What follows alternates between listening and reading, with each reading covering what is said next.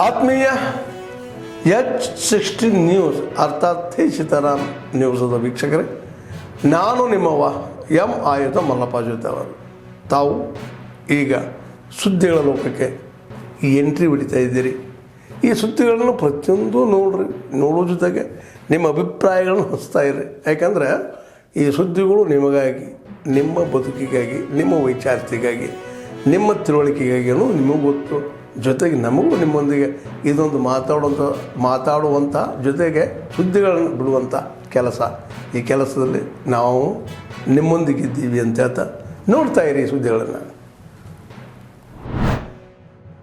ಹೆಣ್ಮಕ್ಳ ಮೇಲೆ ಆಗಿರ್ತಕ್ಕಂಥ ಹಲವಾರು ಶಾಪಗಳು, ಪಾಪಗಳು, ಅನಿಷ್ಟಗಳು ಎಷ್ಟು ನೋವು ಕೊಡುತ್ತೆ ಅಂದ್ರೆ, ಈ ದೇಶ ಯಾವ ಕಡೆ ಹೋಗ್ತಾ ಇದೆ, ಇದಕ್ಕೆ ಏನ್ ಮಾಡ್ಬೇಕು ಅಂತ ಸಮಯದಲ್ಲಿ ನಮಗೆ ಈ ನಮ್ಮ ಸಂವಿಧಾನ ಎಂಬುದು ಪುಸ್ತಕ ಬೆಳಕಾಗಿ ಬರುತ್ತೆ. ಆ ಸಂವಿಧಾನದ ಪುಸ್ತಕ ಬೆಳಕಾಗಿ ಬಂದಾಗ ನಿಧಾನವಾಗಿ ಅದು ಯಾವುದು ಕೂಡ ದೊಡ್ಡ ದೊಡ್ಡ ಶ್ರೇಷ್ಠ ಕಥೆಗಳು ನಿಧಾನವಾಗಿ ಬೆಳೀತಾ ಇರ್ತಾರೆ.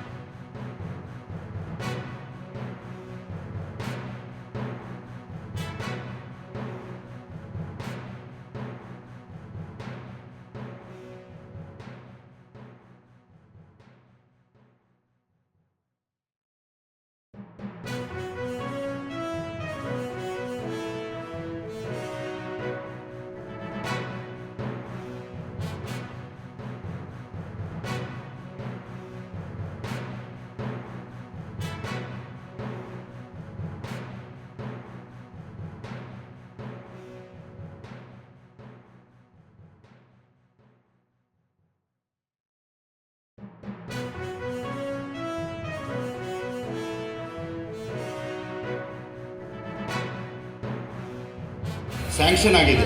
ಇದೊಮ್ಮೆ ಇಲೆಕ್ಟ್ರಿಫಿಕೇಷನ್ ಆದ ನಂತರ ಸಾಹೇಬ್ರೆ ನಿಮ್ಮ ಆಶೀರ್ವಾದದಿಂದ ಈ ಟ್ರೈನನ್ನು ಒಂದು ಮೆಮೊ ಟ್ರೈನ್ ಆಗಿ ನೀವು ಪರಿವರ್ತನೆಗೊಳಿಸಲೇಬೇಕು ಅನ್ನೋಂಥ ವಿನಂತಿಯನ್ನು ಕೂಡ ಮಾಡ್ತಾ ಇದ್ದೇನೆ. ಇಲೆಕ್ಟ್ರಿಫಿಕೇಷನ್ ಅತ್ಯಂತ ಶೀಘ್ರದಲ್ಲಿ ಸುಬ್ರಹ್ಮಣ್ಯ ರೋಡ್ನ ಇಲೆಕ್ಟ್ರಿಫಿಕೇಷನ್ ಕಂಪ್ಲೀಟ್ ಆಗ್ತದೆ ಸರ್. ಅದರ ನಂತರ ಒಂದು ಮೆಮೊ ಟ್ರೈನನ್ನು ನೀವು ಈ ಪ್ಯಾಸೆಂಜರ್ ಟ್ರೈನನ್ನು ಮೆಮೊ ಟ್ರೈನ್ ಆಗಿ ಬದಲಾವಣೆ ಮಾಡಬೇಕು ಅನ್ನುವಂಥ ವಿನಂತಿಯನ್ನು ಕೂಡ ಈ ಸಂದರ್ಭದಲ್ಲಿ ಮಾಡ್ತಾ ಇದ್ದೇನೆ.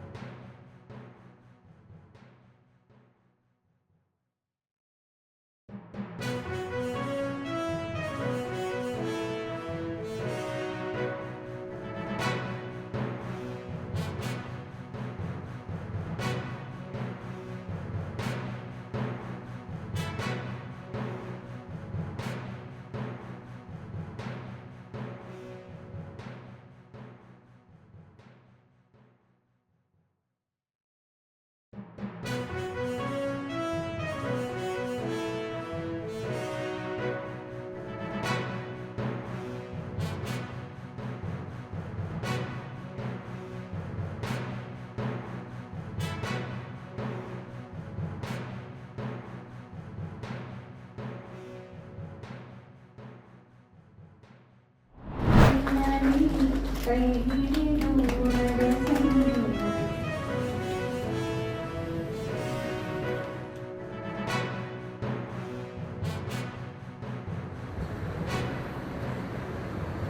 ರಾಣಿ ಚೆನ್ನಮ್ಮ ವಿಶ್ವವಿದ್ಯಾಲಯದವರು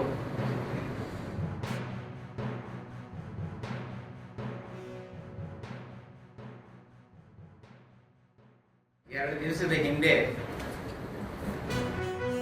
ಈ ಕಾರ್ಯಾಗಾರದಲ್ಲಿ ನೀವು ಕಾನ್ಸಂಟ್ರೇಟ್ ಮಾಡಿ ಪೇಷನ್ಸ್ ಆಗಿ ಕೇಳಿ ನಿಮ್ಮ ಜ್ಞಾನ ಹೆಚ್ಚಿಸಿಕೊಂಡು ನಿಮ್ಗಿರ್ತಕ್ಕಂಥ ಸಮಸ್ಯೆಗಳನ್ನ ಸಂವಾದದ ಮೂಲಕ ಪ್ರಶ್ನಿಸಿ ಪರಿಹರಿಸಿ ನಿಮ್ಮ ವಿದ್ಯಾರ್ಥಿಗಳಿಗೆ ನೀವು ದಾರಿ ಒಯ್ದರೆ ಬಹಳ ಬೇಗ ಈ ದೇಶ ಸರಿದಾರಿಯಲ್ಲಿ ಮುನ್ನಡೆದು ಸಮಸ್ಯೆಗಳು ಪರಿಹಾರ ಆಗಿ ಸವಾಲುಗಳನ್ನು ಹಿಮ್ಮೆಟ್ಟಿಸೋದಕ್ಕೆ ಒಂದು ಹೊಸ ಪಡೆಯನ್ನೇ ಕಟ್ಟಬೇಕು.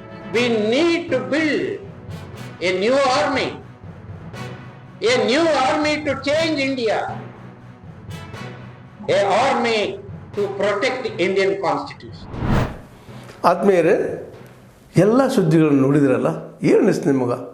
ಇದರಲ್ಲೇ ನಿಮ್ಗೆ ಲೈಕ್ ಆಗಿರ್ಬೋದು, ಡಿಸ್ಲೈಕು ಆಗಿರ್ಬೋದು, ಕಾಮೆಂಟ್ ಬೇಡಪ್ಪ ಅಂತೂ ಅನಿಸಿರ್ಬೋದು, ಕಾಮೆಂಟ್ ಮಾಡಬೇಕಪ್ಪ ಅನಿಸ್ಬೋದು, ಶೇರ್ ಮಾಡಬಾರ್ದಪ್ಪ ಅನಿಸಿರ್ಬೋದು, ಅದು ಮಾಡಬೇಕು ಅನಿಸಿರ್ಬೋದು. ಏನಾದರೂ ಆಗಲಿ ಶೇರ್ ಮಾಡ್ತಾಯಿರಿ, ಈ ನ್ಯೂಸ್ಗಳನ್ನ ಹಂಚ್ತಾ ಇರಿ, ಜೊತೆಗೆ ಇದಕ್ಕೆ ಸಬ್ಸ್ಕ್ರೈಬ್ ಆಗ್ತಾಯಿರಿ ಅಂತ ಹೇಳ್ತಾ H16 ನ್ಯೂಸ್ ಅರ್ಥಾತ್ ಹೇ ಸೀತಾರಾಮ್, ಇದು ಸತ್ಯದ ಕೈಗೆ ನಡಿ. ವಂದನೆಗಳು.